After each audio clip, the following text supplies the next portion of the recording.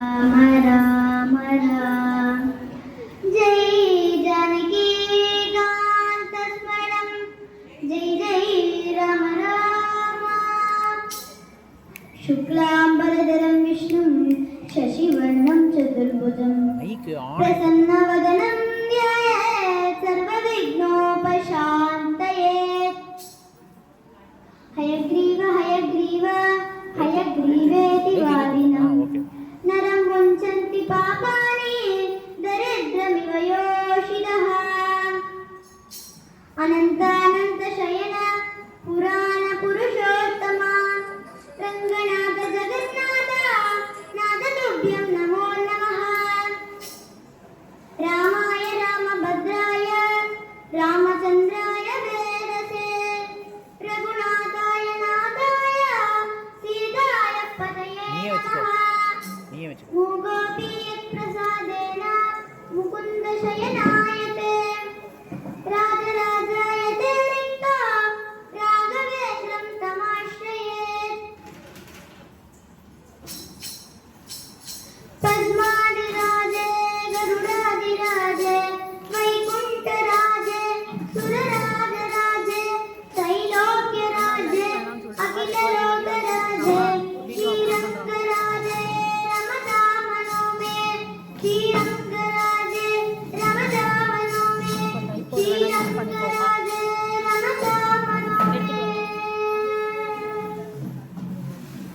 जगಗಳೊಳಗೆ ಮಂಗಳ ಮೂರ್ತಿ ರಂಗನ ಶ್ರೀಪಾದಂಗಳ ನೋಡದ ಜಗಗಳೊಳಗೆ ಮಂಗಳ ಮೂರ್ತಿ ರಂಗನ ಶ್ರೀಪಾದಂಗಳ ನೋಡದ ಕಣ್ಗಳೇ ಜಾತಕೋ ಕಾವೇರಿ ರಂಗನ ನೋಡದ ಕಣ್ಗಳೇ ಜಾತಕೋ ಕಾವೇರಿ ರಂಗನ ನೋಡದ ಕಸ್ತೂರಿ ರಂಗನ ನೋಡದ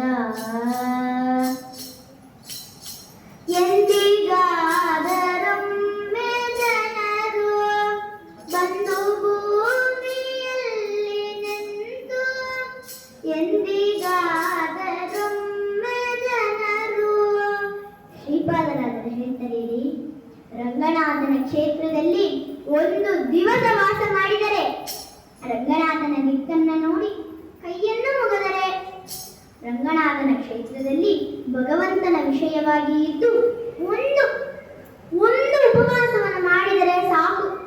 ಇಹ ಲೋಕದಲ್ಲಿ ಮಾತ್ರ ಅಲ್ಲ, ಪಿತೃಗಳು ನನ್ನ ವಂಶದಲ್ಲಿ ಒಬ್ಬ ರಂಗನ ಕ್ಷೇತ್ರಕ್ಕೆ ಬಂದಿದ್ದಾನಂತ ಆನಂದ ಪಡ್ತಾರಂತೆ.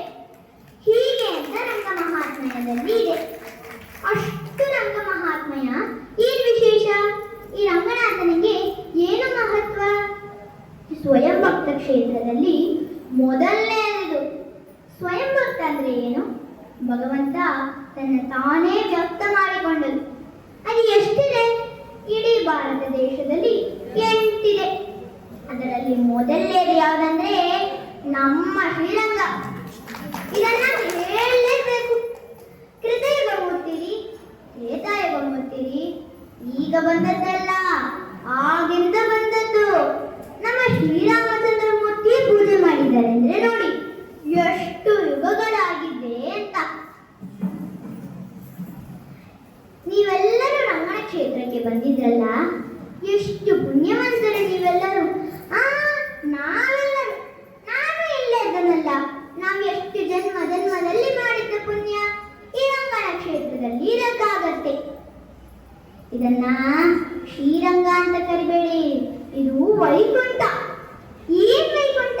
ಭೂವೈಕುಂಠ. ಇದನ್ನ ಭೂವೈಕುಂಠ ಅಂತ ಕರಿಬೇಡಿ, ಇದು ಶ್ವೇತ ದ್ವೀಪ. ಅನಂತಾಸನ, ಶ್ವೇತ ದ್ವೀಪ, ವೈಕುಂಠ 3 ತ್ರಿಧಾಮ ಭಗವಂತನಿಗೆ. ಇದು ಯಾವುದು? ಶ್ವೇತ ದ್ವೀಪ. ಯಾಕೆ ಶ್ವೇತ ದ್ವೀಪ ಅಂದ್ರೆ ಏನು? ಕ್ಷೀರ ಸಮುದ್ರ ಸುತ್ತಿದ್ದರೆ ಅದು ಶ್ವೇತ ದ್ವೀಪ. ಆಗ ನಮ್ಮ ರಂಗನಾಥನ ಸುತ್ತಿ ಏನಿದೆ?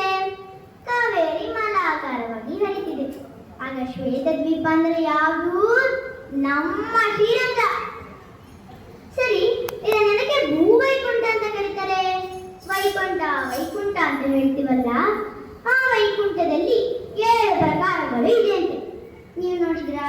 ನಾನು ನೋಡಿಲ್ಲ, ನೀವು ನೋಡಿಲ್ಲ, ಬಿಡಿ. ವೈಕುಂಠದಲ್ಲಿ 7 ಪ್ರಕಾರಗಳು ಇದೆ. ನಮ್ಮ ಶ್ರೀರಂಗದಲ್ಲೂ 7 ಪ್ರಕಾರಗಳಿದೆ ರೀ. 7 ಪ್ರಕಾರದಿಂದ ಕೂಡಿದ ಒಂದೇ ದೇವಸ್ಥಾನ ಇಡೀ ಭಾರತ ಖಂಡದಲ್ಲಿ, ಬೇಡ ಇಡೀ ಲೋಕದಲ್ಲಿ, ಭೂಲೋಕದಲ್ಲಿ ಇರೋದು ಒಂದೇ ಒಂದು. ಅದು ಯಾವ್ದಂದ್ರೆ ನಮ್ಮ ಶ್ರೀರಂಗ ರೀ, ನಮ್ಮ ಶ್ರೀರಂಗ. ಹೇಗಿದೆ ನಮ್ಮ ಪ್ರಾಕಾರಗಳು ಒಂದು ನೋಡಿ. ಶ್ರೀರಂಗದಲ್ಲಿ ಎಂಟರ್ ಆಗೋದು ಮಾತ್ರ ಗೊತ್ತಾಗುತ್ತೆ. ಯಾವ ಬೀದಿ ಒಳಗೆ ಬರ್ತೀವಿ, ಯಾವ ಬೀದಿ ಹೊರಗೆ ಹೋಗ್ತೀವಿ ಅಂತ ಗೊತ್ತೇ ಆಗಲ್ಲ. ಇಲ್ಲಿ ಎಲ್ಲಾ ದಿಕ್ಕುಗಳಿಗೂ ಎಂಟ್ರೆನ್ಸ್ ಇದೆ. ಒಂದು ದಿಕ್ಕಿಂದ ಇನ್ನೊಂದು ದಿಕ್ಕಿಗೆ ಒಳಗಡೆ ಬರುವ ಹಾಗೆ ಇದೆ. ಇಂದು ತರ ನೋಡಕ್ಕೆ ಆಗಲ್ಲ ರೀ, ಶ್ರೀರಂಗದಲ್ಲಿ ಮಾತ್ರ ಹೀಗಿದೆ. ಸರಿ, ನಮ್ಮ ರಂಗನಾಥ ಎದಕ್ಕೆ 7 ಪ್ರಕಾರದೊಳಗೆ ಮಲಗಿದ್ದಾನೆ? ಏನ್ ಕಾರಣ? ಏನು ಕಾರಣದಿಂದ ಮಲಗಿದೆಯೋ, ಏನು ಕಾರಣದಿಂದ ಮಲಗಿದೆಯೋ, ಶ್ರೀನಾಥ ರಘುಕುಲೋತ್ ಭವದರ್ಪ ಶಯನ, ಶ್ರೀನಾಥ ರಘುಕುಲೋತ್ ಭವದರ್ಪ ಶಯನ, ಏನು ಕಾರಣದಿಂದ ಮಲಗಿದೆಯೋ. ಬೇರೇನಿಲ್ಲರಿ, ನಮ್ಮ ರಂಗನಾಥ ಬೇರೆ ಅಲ್ಲ, ನಮ್ಮ ಬಿಂಬಮೂರ್ತಿ ಬೇರೆ ಅಲ್ಲ, ಆ ಪರಮಾತ್ಮನೇ ಅಲ್ಲಿರೋದು. ಬಿಂಬಮೂರ್ತಿ ಗೊತ್ತಿದೆಯಲ್ಲ, ಎಲ್ಲರೊಳಗೂ ಇರುವ ರೂಪ. ಆ ಬಿಂಬಮೂರ್ತಿಯೇ ಇಲ್ಲಿ ಶ್ರೀರಂಗನಾಥನಾಗಿ ಮಲಗಿರೋದು. ನೋಡಿ, ಈ ದೇಹದ ಒಳಗೆ ಇರುವ ಪರಮಾತ್ಮ ಸುತ್ತಿ ಆವರಣಗಳು ಎಷ್ಟಿದೆ? 7 ಇದೆ. ಹೇಗೆ? ತ್ವಕ್ಕು ಮಾಂಸ ಮಜ್ಜ ಅಸ್ಥಿ ಅಂತ ಹೇಳ್ತೀವಲ್ಲ, ಅದು ಎಷ್ಟು ಬರುತ್ತೆ? 7.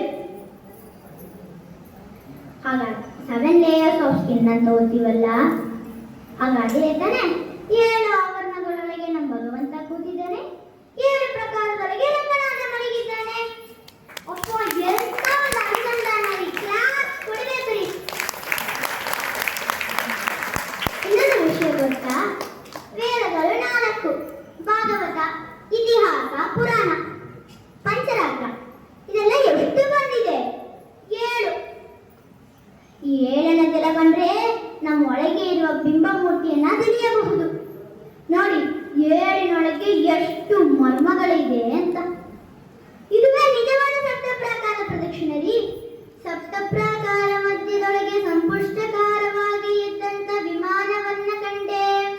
ವಿಮಾನದ ಮೇಲೆ ಇದ್ದಂತ ವಾಸುದೇವ ಮೂರ್ತಿಯನ್ನ ಕಂಡೆ. ವಿಮಾನದ ಒಳಗೆ ಇದ್ದಂತ ಸಹಸ್ರ ಹಣವುಳ್ಳ ಶೇಷದೇವರ ಕಂಡೆ. ಶೇಷದೇವರ ಮೇಲೆ ಮಲಗಿದ್ದ ರಂಗನಾಥನ್ನ ಕಂಡೆ. ಶ್ರೀರಂಗನಾಥನ್ನ ಕಂಡೆ, ರಂಗನಾಥನ್ನ ಕಂಡೆ, ಶ್ರೀರಂಗನಾಥನ್ನ ಕಂಡೆ. ಸಪ್ತ ಪ್ರಾಕಾರ ಪ್ರದಕ್ಷಿಣ ಸುತ್ತಬಹುದು ರೀ. ಸುತ್ತುವಾಗ ಈ ಅನುಸಂಧಾನ ತುಂಬಾ ಮುಖ್ಯ. ಸರಿ, ಈ ಅನುಸಂಧಾನ, ಈ ಪ್ರಾಕಾರ, ಪ್ರದಕ್ಷಿಣೆಲ್ಲ ಎಲ್ಲಿ ಕೊಟ್ಟಿದೆ? ಬ್ರಹ್ಮಾಂಡ ಪುರಾಣದಲ್ಲಿ ಇದೆ. ಅದರಲ್ಲಿ ರಂಗ ಮಹಾತ್ಮೆಯವೂ ಇದೆ. ರಂಗನಾಥನ ಮಹಾತ್ಮೆಯವನ್ನ 18 ಪುರಾಣದಲ್ಲಿ 10 ಪುರಾಣಗಳು ಕೊಂಡಾಡಿದೆ. ಈ ಸಪ್ತ ಪ್ರಾಕಾರ ಪ್ರದಕ್ಷಿಣ ಸಾಕ್ಷಾತ್ ಭಗವಂತನೇ ಗರುಡನಿಗೆ ಉಪದೇಶ ಮಾಡಿದ್ದಂತೆ. ಬರುವ ಗುರುವಾರದಲ್ಲಿ ನಾವೆಲ್ಲರೂ ಸಪ್ತ ಪ್ರಾಕಾರ ಪ್ರದಕ್ಷಿಣ ಮಾಡಕ್ ಹೋಗ್ತೀವಲ್ಲ, ಹಾಗಿದೆಲ್ಲವನ್ನೇ ನೆನಪಿಟ್ಕೊಂಡು ಮಾಡೋಣ. ಸರಿ, ನಮ್ಮ ರಂಗನಾಥ ಹೇಗಿಲ್ಲಿ ಬಂದ್ರು, ಯಾರ ಮೂಲಕ ಬಂದ್ರು ಅಂತ ಗೊತ್ತಾಗ್ಬೇಕಲ್ಲ, ಅದನ್ನ ನೋಡೋಣ. ರಂಗನಾಥನ ನೋಡುವ ಬನ್ನಿ ಶ್ರೀರಂಗನ ದಿವ್ಯ ವಿಮಾನದಲ್ಲಿ ಘನ. ರಂಗನಾಥನ ನೋಡುವ ಬನ್ನಿ ಶ್ರೀರಂಗನ ದಿವ್ಯ ವಿಮಾನ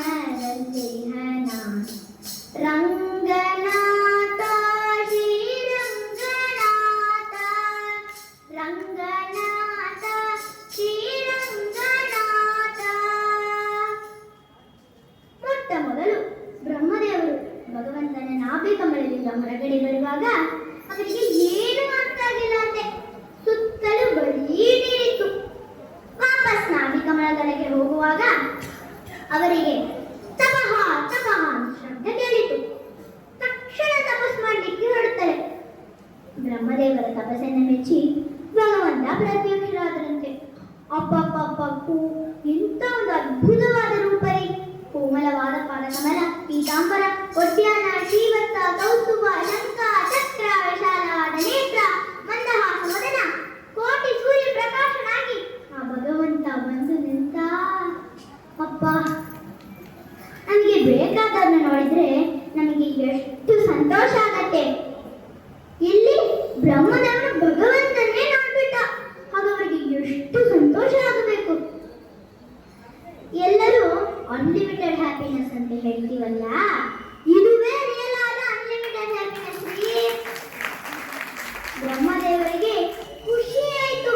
ಈ ರೂಪನ್ನ ನಿತ್ಯ ನೋಡ್ತಾ ಆಗಿರ್ಬೇಕು, ಪೂಜೆ ಮಾಡ್ತಾ ಆಗಿರ್ಬೇಕು ಅಂತ ಅನಿಸಿತು. ಸ್ವಾಮಿ, ನಾನು ಈ ರೂಪನ್ನ ನಿರಂತರ ಪೂಜೆ ಮಾಡ್ತಾ ಇರ್ಬೇಕು ಅಂತ ಕೇಳ್ತಾರೆ. ಆವಾಗ ಭಗವಂತ ಹೇಳ್ತಾರೆ, ನನ್ನನ್ನ ಸೃಷ್ಟಿ ಮಾಡಲಿಕ್ಕೆ ಯಾರು ಬರಲ್ಲ, ನಾನೇ ಬರ್ತೇನೆ ಅಂತ ಹೇಳಿ ಬ್ರಹ್ಮದೇವರು ನೋಡ್ತಾ ಇದ್ದಾಗಲೇ ಹಾಗೆ ಮೈಕೊಂಡ. ಎಲ್ಲಿ? ತನ್ನ ಹಾಸಿಗೆ ಯಾವುದು? ಶೇಷ. ನಾವೆಲ್ಲರೂ ಹಾವು ಎಂಬ ಶಬ್ದವನ್ನು ಕೇಳಿದರೆ ಸಾಕು ಓಡಿ ಹೋಗ್ಬಿಡ್ತೀವಿ. ಆದ್ರೆ ಭಗವಂತ ಸರ್ವೋತ್ತಮ ಅಂತ ತಿಳಿಸಿಕೊಡ್ತಾನೆ. ಸರಿ, ನಮ್ಮ ಭೂಮಿನಲ್ಲಿ ಎಷ್ಟು ಪ್ರಾಣಿಗಳಿವೆ, ಆದ್ರೆ ಅದಕ್ಕೆ ಹಾವಿನ ಮೇಲೆ ಮಲ್ಕೊಂಡ.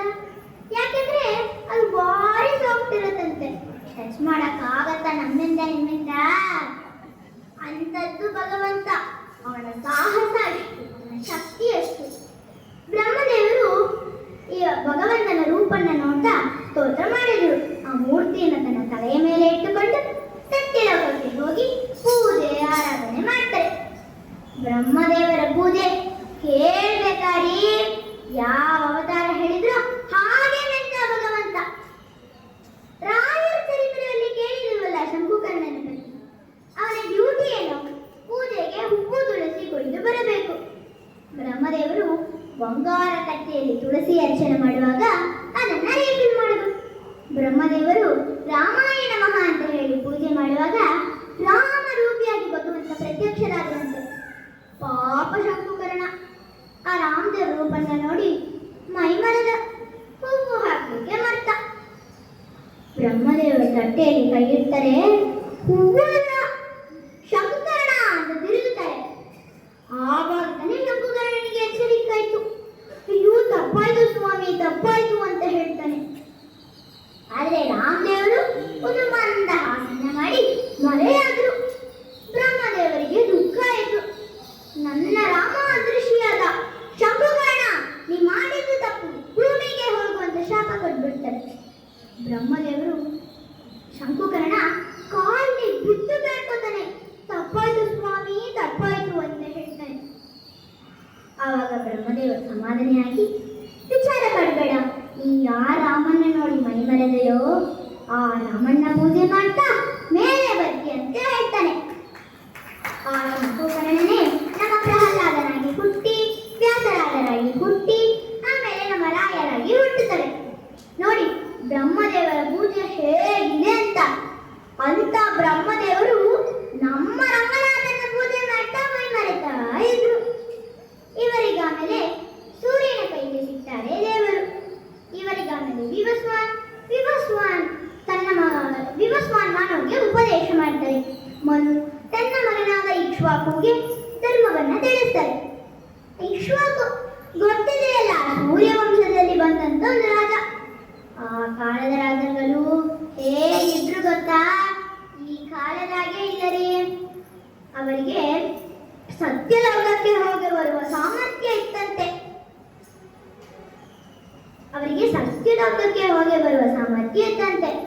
ಅವರು ತನ್ನ ವಂಶದಲ್ಲಿ ಬರುವ ರಾಜರುಗಳು ಹೇಗೆ ಆ ರಂಗನಾಥನ ಪೂಜೆ ಮಾಡೋರು ಅಂತ ತನ್ನ ಗುರುವಾದ ವಶಿಷ್ಠರ ಹತ್ರ ಕೇಳ್ತಾರೆ. ಆದ್ರೆ ವಶಿಷ್ಠರಿಗೆ ಗೊತ್ತು ಇಕ್ಷ್ವಾಕು ಕೈಗೆ ಆ ರಂಗನಾಥ ಸಿಗ್ತಾನೆ ಅಂತ. ಇಕ್ಷ್ವಾಕು ತಪಸ್ ಮಾಡ್ತಾನೆ. ಬ್ರಹ್ಮದೇವರು ಭಗವಂತನ ಬಳಿಗೆ ಹೋಗಿ ಕೇಳ್ತಾರೆ. ಆಗ ಭಗವಂತ ಹೇಳ್ತಾರೆ, ವಿಚಾರ ಮಾಡಬೇಡ, ನಾನು ಆಲ್ರೆಡಿ ಡಿಸೈಡ್ ಮಾಡಿಬಿಟ್ಟೆ. ನಿನ್ನಿಂದ ಪೂಜಿಸಲ್ಪಟ್ಟ ಈ ರಂಗನಾಥ ಅಯೋಧ್ಯಕ್ಕೆ ಹೋಗ್ತಾರೆ. ಅಲ್ಲಿ ನನ್ನನ್ನು 4 ಮಹಾಯುಗಳು ಪೂಜೆ ಮಾಡ್ತಾರೆ. ಆಮೇಲೆ ನಾನು ಚಂದ್ರ ಪುಷ್ಕರಣಿ ತೀರದಲ್ಲಿ ಶಯನ ಮಾಡುತ್ತೇನೆ. ಇದು ಸ್ವಯಂ ಭಕ್ತ ಆಗೋದ್ರಿಂದ ನನ್ನ ಪ್ರತಿಷ್ಠೆ ಮಾಡುವ ಅವಶ್ಯಕತೆ ಇಲ್ಲ. ಈ ಒಂದು ಉತ್ತಮವಾದ ರಂಗನಾಥನ ಇಕ್ಷ್ವಾಕುಗೆ ಕೊಡಿ ಅಂತ ಆಶೀರ್ವಾದ ಮಾಡ್ತಾರೆ. ಬ್ರಹ್ಮದೇವರು ಭಗವಂತನ ಆಜ್ಞೆಯ ಪ್ರಕಾರ ಆ ರಂಗ ವಿಮಾನವನ್ನ ಇಕ್ಷ್ವಾಕುಗೆ ಕೊಡ್ತಾರೆ. ಇಕ್ಷ್ವಾಕು ಅದನ್ನು ತನ್ನ ತಲೆಯ ಮೇಲೆ ಇಟ್ಟುಕೊಂಡು ಅಯೋಧ್ಯದಲ್ಲಿ ಸರಯೂ ನದಿಯಲ್ಲಿ ಪ್ರತಿಷ್ಠೆ ಮಾಡ್ತಾರೆ. ದೊಡ್ಡ ದೊಡ್ಡ ಮಂಟಪಗಳು, ಗೋಪುರಗಳು, ಪ್ರಾಕಾರಗಳು ಕಟ್ಟಿಸ್ತಾರೆ. ತನ್ನ ಗುರುವಾದ ವಶಿಷ್ಠರು ಇಟ್ಟುಕೊಂಡು ಉತ್ಸವಗಳು ಮಾಡಿದ್ರು. ಇವರಿಗೆ ಆಮೇಲೆ ಇವರ ವಂಶದಲ್ಲಿ ಬಂದ ರಾಜರುಗಳು 4 ಮಹಾಯೋಗಗಳು ಭಕ್ತಿಯಿಂದ ಪೂಜೆ ಮಾಡ್ತಾರೆ. ಇಕ್ಷ್ವಾಕು ವಂಶದಲ್ಲಿ ಬಂದ ದಶರಥ ಚಕ್ರವರ್ತಿಯ ಕಾಲ ಬಂತು.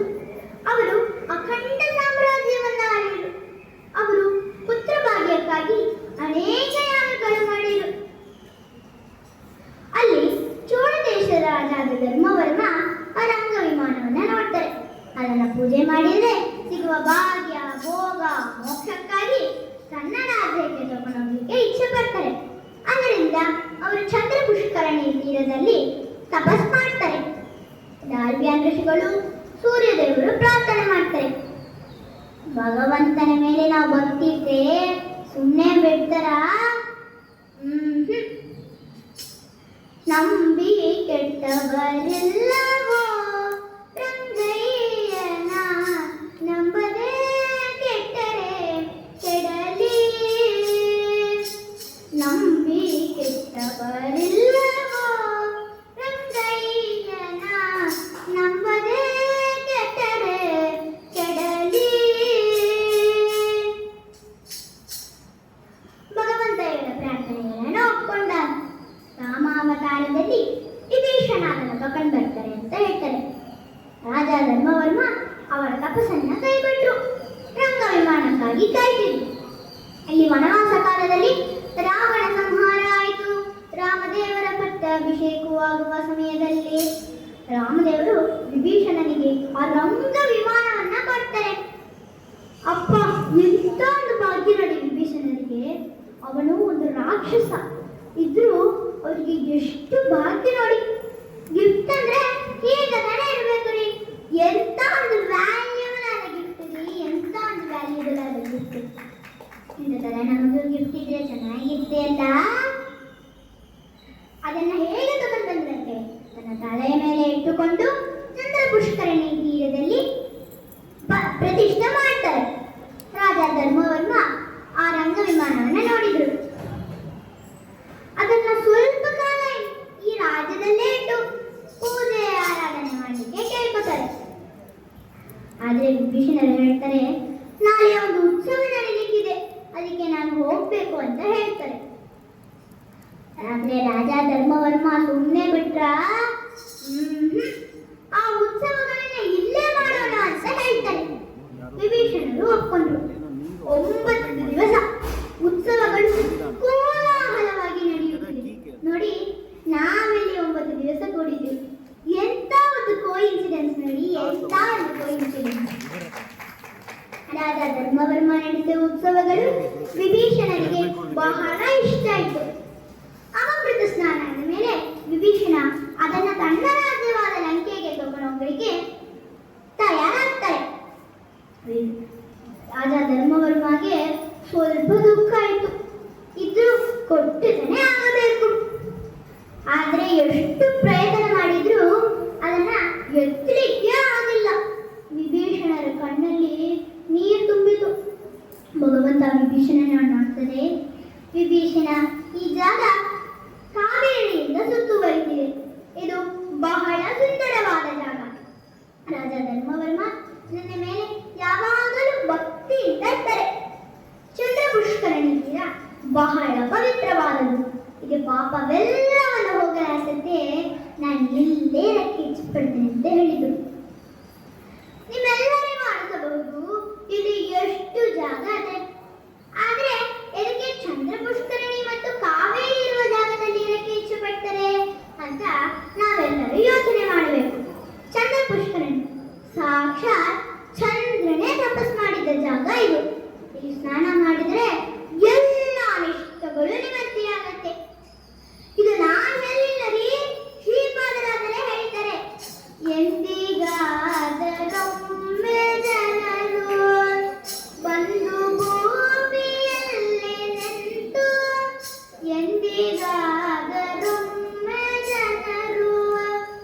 ಬಂದು ಭೂಮಿಯಲ್ಲಿ ನಿಂತು ಚಂದ್ರ ಪುಷ್ಕರಣಿ ಸ್ನಾನವ ಮಾಡಿ ಆನಂದದಿಂದಲೇ ರಂಗನ ನೋಡದ ಚಂದ್ರ ಪುಷ್ಕರಣಿ ಸ್ನಾನವ ಮಾಡಿ ಆನಂದದಿಂದಲೇ ರಂಗನ ನೋಡದ ಸುಮಾರು ಋಷಿಗಳಲ್ಲಿ ಬಂದು ಸ್ನಾನ ಮಾಡಿ ತಪಸ್ ಮಾಡಿ ದಾನ ಜಪ ಹೋಮ ಮಾಡಿ ಪೂಜೆ ಮಾಡಿ ಆ ರಂಗನಾಥನ ಪ್ರಸಾದದಿಂದ ಮಹತ್ತಾದ ಪುಣ್ಯವನ್ನು ಪಡೆದಿದ್ದಾರೆ.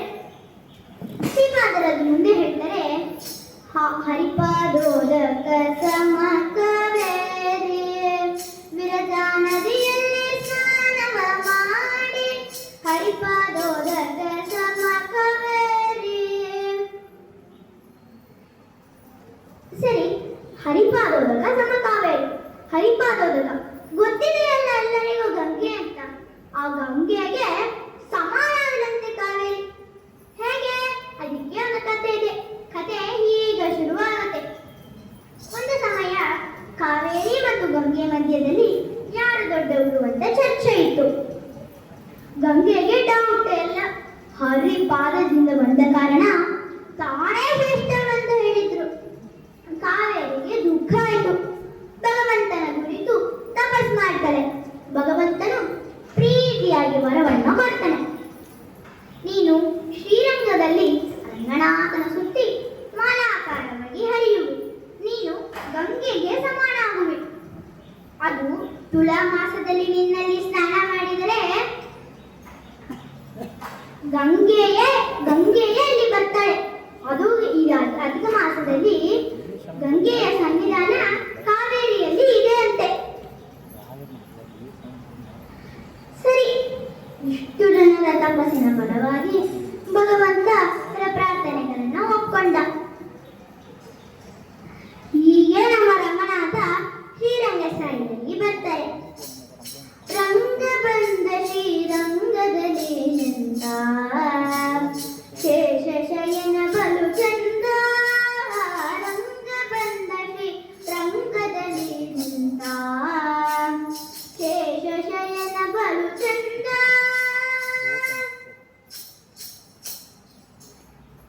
ಸರಿ, ನಮ್ಮ ರಂಗನಾಥ ಬಂದಿತ್ತು. ಅವ್ರು ಹೇಗಿದ್ರಂತೆ ಆ ಕೆಲಸ ನಮಗೆ ಗೊತ್ತಿಲ್ಲರಿ. ಶ್ರೀಪಾದರಾಜರೇ ಹೇಳ್ಬಿಟ್ಟು, ಹಾರೆ ಹೀರವೈ ಜಯಂತೆ ತೋರೆ ಮುತ್ತಿನ ಪದವ ಧರಿಸಿ. ಹಾರೆ ಹೀರವೈ ಜಯಂತಿ ತೋರೆ ಮುತ್ತಿನ ಪದವ ಧರಿಸಿ. ತೇರನೇರಿ ಬೀದಿಲಿ ಮೆರವ ರಂಗವೇಟರಾಯನ ನೋಡದ. ತೇರನೇರಿ ಬೀದಿಲಿ ಮೆರವ. ಅಪ್ಪಪ್ಪ, ಎಂತ ವಾಕ್ಯರಿ! ವಾಯ್ದವ ಕ್ಲಾಸ್ ಕೊಡ್ಬೇಕ್ರಿ ಶ್ರೀಪಾದರಾಜರಿಗೆ, ಕ್ಲಾಸ್ ಕೊಡ್ಬೇಕು.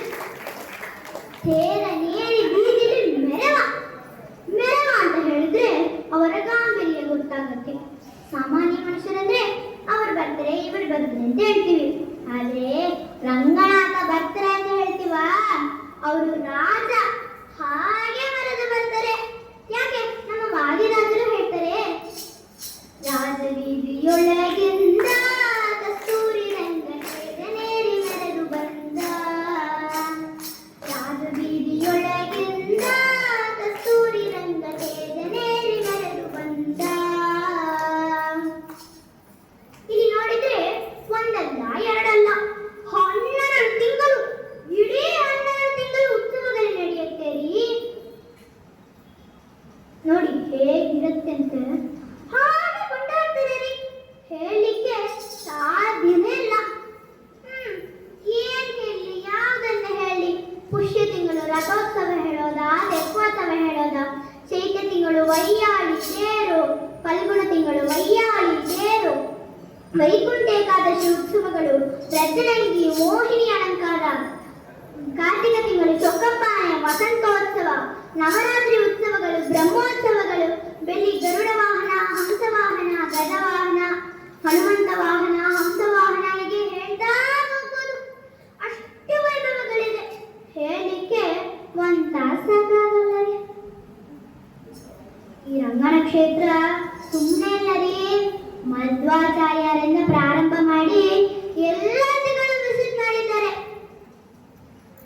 ಈ ದರ್ಶನ ಮಾಡಲಾದವರು ಎಲ್ಲರಿ ಅನೇಕ ದಾಸರುಗಳು ದರ್ಶನ ಮಾಡಿದ್ದಾರೆ. ಈ ನಮ್ಮ ಕ್ಷೇತ್ರದಲ್ಲಿ ಎಷ್ಟು ಯತಿಗಳಿದ್ದಾರೆ ಗೊತ್ತಾ? ಒಬ್ರಲ್ಲ ಇಬ್ರಲ್ಲ, ಹೇಳ್ತೀನಿ, ನೋಟ್ ಮಾಡ್ಕೊಳ್ಳಿ. ರಾಯರ ಮಠದಲ್ಲಿ 4 ಯತಿಗಳು: ಶ್ರೀ ಯೋಗೇಂದ್ರ ತೀರ್ಥರು, ಶ್ರೀ ಸುಮತೀಂದ್ರ ತೀರ್ಥರು, ಶ್ರೀ ಉಪೇಂದ್ರ ತೀರ್ಥರು, ಹಿಂದೆ ಶ್ರೀ ಮುನೀಂದ್ರ ತೀರ್ಥರು. ಆಮೇಲೆ ವ್ಯಾಸರಾಜ ಮಠದಲ್ಲಿ 5 ಯತಿಗಳು: ಶ್ರೀ ಲಕ್ಷ್ಮೀನಾಥ ತೀರ್ಥರು, ಲಕ್ಷ್ಮೀಪತಿ ತೀರ್ಥರು, ಶ್ರೀ ಲಕ್ಷ್ಮೀ ತೀರ್ಥರು, ಶ್ರೀ ವಿದ್ಯಾಶ್ರೀಧರ ತೀರ್ಥರು, ಶ್ರೀ ವಿದ್ಯಾವಾರಿಧಿ ತೀರ್ಥರು. ಆಮೇಲೆ ಶ್ರೀಪಾದರಾಜ ಮಠದಲ್ಲಿ 1 ಯತಿಗಳು: ಶ್ರೀ ಸ್ವರ್ಣವರ್ಣ ತೀರ್ಥರು, ಆಮೇಲೆ ಮಧ್ವನಾಥ ತೀರ್ಥರು, ಪ್ರಾಕಾರಗಳಿಗೆ ಶ್ರೀ ಆದಿರಾಜ ತೀರ್ಥರು, ಶ್ರೀ ಪುರುಷೋತ್ತಮ ತೀರ್ಥರು. ಹನುಮ ಬೃಂದಾವನದಲ್ಲೇ 9 ಯತಿಗಳ ತನ ಇದ್ದಾರೆ, ಅದರಲ್ಲಿ 13 ಯತಿಗಳಿದ್ದಾರೆ. ನೋಡಿ ಎಷ್ಟು ಯತಿಗಳು, ಎಷ್ಟು ವೈಭವಗಳು, ಎಷ್ಟು ಆರಾಧನೆಗಳು! ಅಪ್ಪಪ್ಪಪ್ಪ.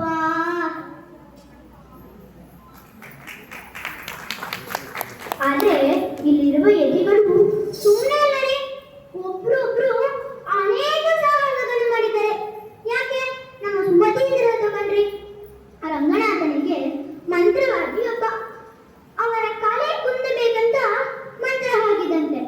ತಾವು ತನ್ನ ತಪಶಕ್ತಿಯಿಂದ ಆ ಮಂತ್ರವಾದಿಯನ್ನು ತೋರಿಸಿಕೊಟ್ಟು ಅದಕ್ಕೆ ಆಧಾರ ಅವರು ಪ್ರತಿಷ್ಠೆ ಮಾಡಿದ ವಾಯುದೇವರೇ ಇನ್ನೂ ಇದೆ, ಇನ್ನೂ ನೋಡಬಹುದು.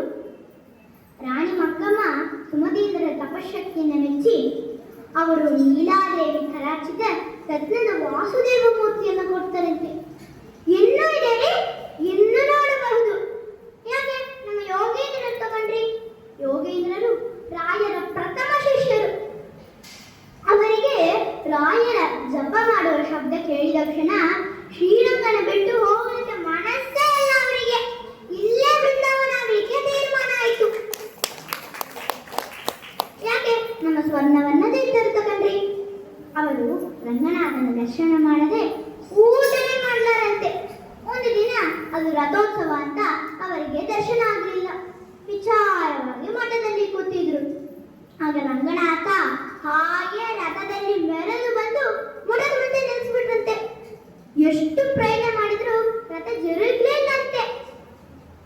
ಸ್ವರ್ಣವನ್ನ ತೀರ್ಥರು ದರ್ಶನ ಮಾಡಿದಂತಾನೆ ರಥವೇ ಜರುಗಿತ್ತಂತೆ. ನೋಡಿ ಎಷ್ಟು ಭಕ್ತಿ ನೋಡಿ ಸ್ವರ್ಣವನ್ನ ತೀರ್ಥರಿಗೆ. ಯಾಕೆ? ನಮ್ಮ ಭಾಗಬೋಧರು ತಗೊಂಡ್ರಿ. ರಘುತ್ತಮರು ಆ ಪರವಾಸುದೇವರನ್ನ ನೋಡ್ತಾ ಭಾಗಬೋಧ ಗ್ರಂಥವನ್ನ ಬರೆದಿದ್ರಂತೆ. ಅದಕ್ಕೆ ಅವನ ಭಾಗಬೋಧ ಗ್ರಂಥ ಕರೆದಿರುತ್ತಾರೆ. ಅದಕ್ಕೆ ಆಧಾರ ಅವರು ಪ್ರತಿಷ್ಠೆ ಮಾಡಿದ ಭಾಗಬೋಧ ಮುಖ್ಯ ಪ್ರಾಣದೇವರು. ಇನ್ನೊಂದು ವಿಶೇಷ ಏನಂದ್ರೆ, ವ್ಯಾಸರಾಜ ಮಹನೆಯಲ್ಲಿ ಇರುವಾಗ ಅದ್ವೈತಿಗಳು ಈ ಜಾಗ ನಮಗೆ ಅಂತ ಚರ್ಚೆ ಇತ್ತು.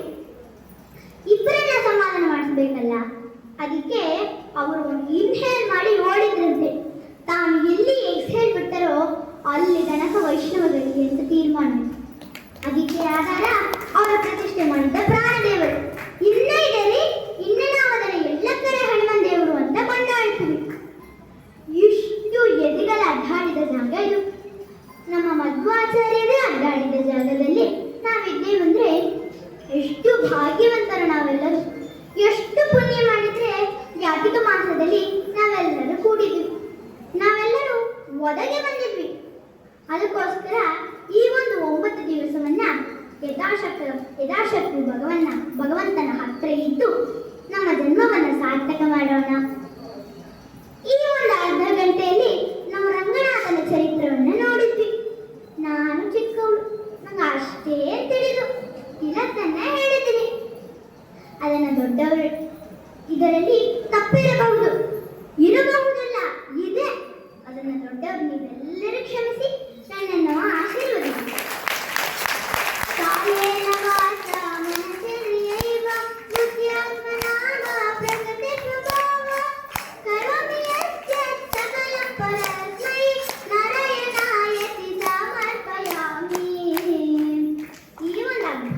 ಚಿಂತನೆಯನ್ನ ನಾನು ಅಧಿಕ ಮಾಸ ನಿಯಾಮಕ ಆನಂದ ಪುರುಷೋತ್ತಮ ದೇವರಿಗೆ ಸಮರ್ಪಣೆ ಮಾಡ್ತೇನೆ.